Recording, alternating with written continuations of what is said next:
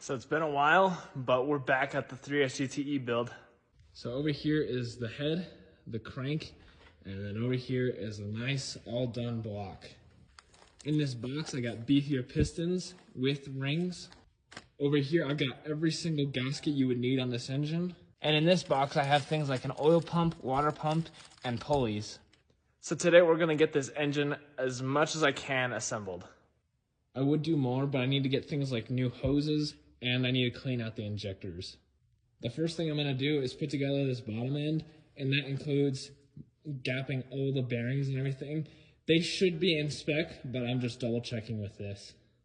Right here, I've got this data sheet, and it tells me all the specs I need to know, like torquing down the head, and I really need this when putting together this engine.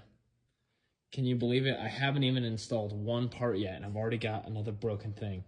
So these three oil squirters have a pressure valve that it's like a ball with a spring that pushes it up to keep the oil from going back in. So these three have that. This one, the spring is stuck at the bottom, or the ball is stuck at the bottom. So I'm gonna have to order a new one of these and just proceed with the engine build and then put it in later. So I just got all of the plastic gauge on there, and now I'm going to torque each and every one and then unbolt it and check all of the gaps.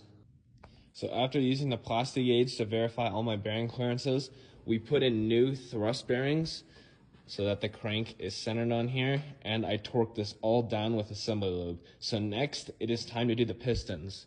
But that will be in part 2.